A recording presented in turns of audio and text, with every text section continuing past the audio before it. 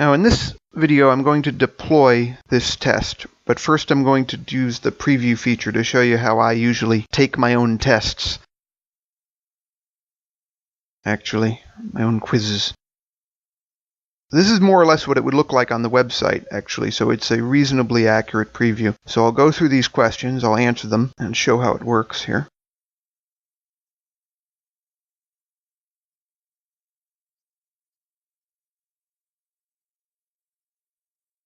And of course, because I just composed this test, I'll get 100 on this. Although, to be fair, when I've composed other quizzes using free QuizMaker, I have occasionally overstepped my own knowledge, like basically going from books to the test. And then I've sometimes failed to get 100 on my own test, because when you write a test that exceeds your own knowledge, that's the kind of thing that happens. You can end up humiliating yourself if you don't study your own test before showing it to other people.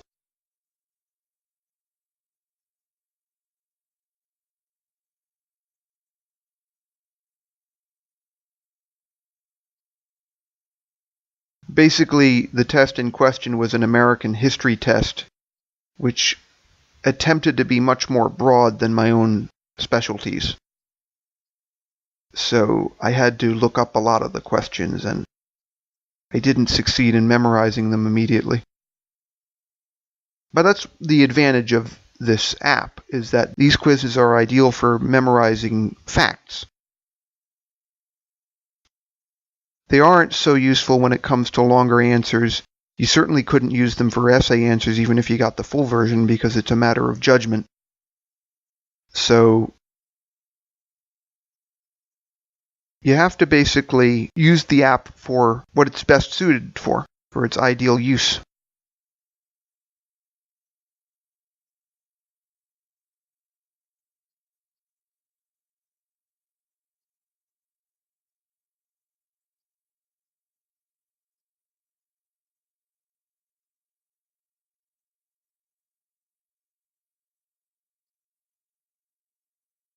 So there's the 100 score. Actually, they're giving me a score of 200 because I set up the settings to give 10 points per question, and it's a 20-question test, but in percentages it's 100. Now, this app was specifically designed to deploy to other platforms. So here I'm going to export to Flash, and I'm going to show you something kind of weird about Flash, or at least this particular app. So if I try to open it as a file in Firefox here, it doesn't work. So I have to use a server emulator. Here I'm using MAMP. This is a freeware program, but it's very useful for testing anything you're going to put online. Sometimes it takes more than one attempt to load it in Windows 7. I don't know why that is. It might be because it's designed for Windows 10 or 8 maybe. But here I had already made one attempt, so it loaded right up. So then you go to your start page. So it says Open Start Page.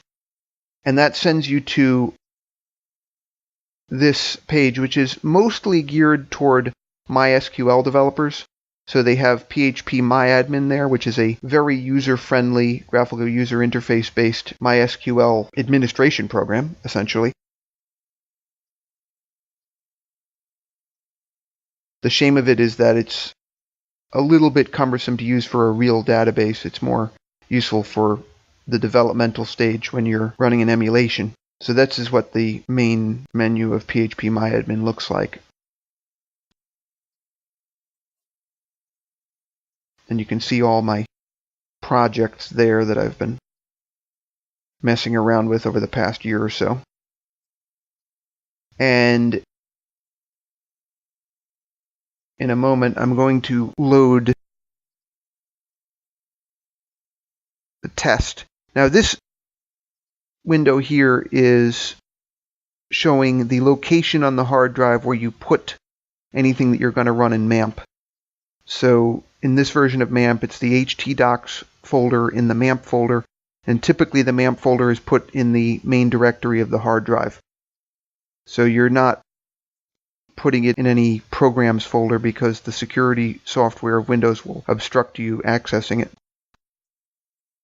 And this is the version 6.2 test deployment. I upgraded the free QuizMaker in the meantime in an attempt to get it to work properly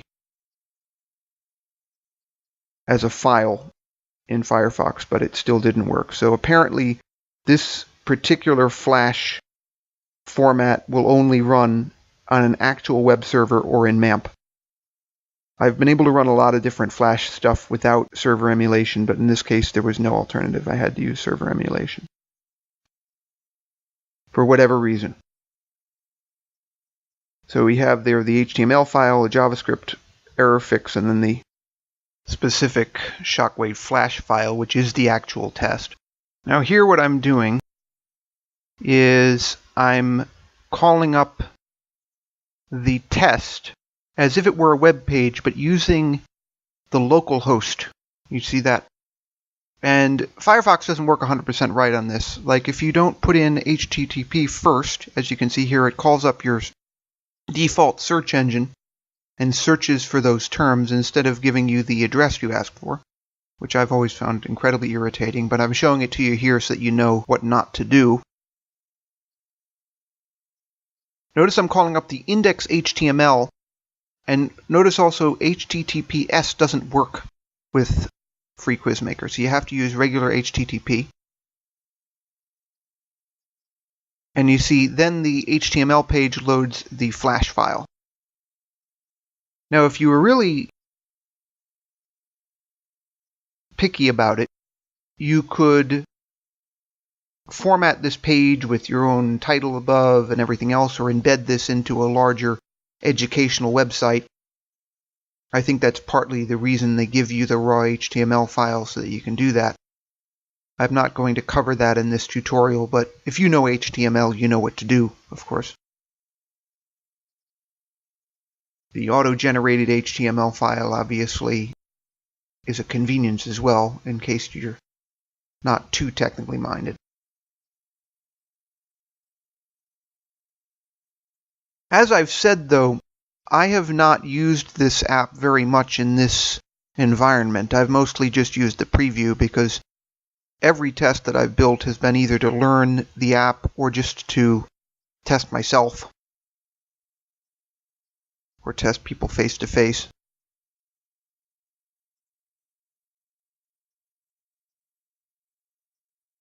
A disadvantage of the preview feature, though, is that at least in the beginning, the student gets to see all the answers. Or at least the answer to the first question in the question bank. And as I said, I've set this up to shuffle, so these are not being given in order.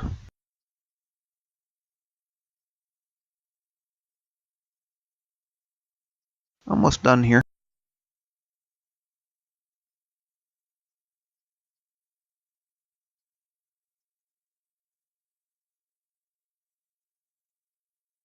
In a moment, I'm going to show you one other feature that will work in preview or in the actual deployed web page.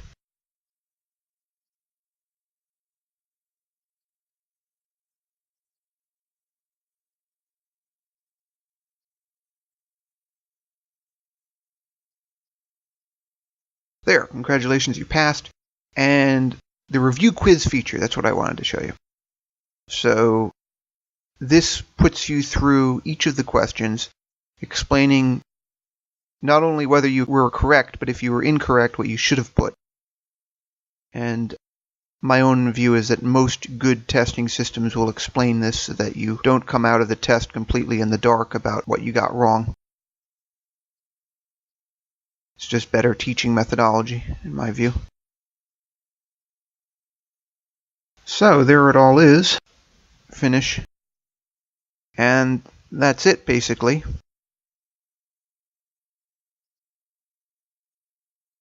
If you reload the page, you go back to the beginning.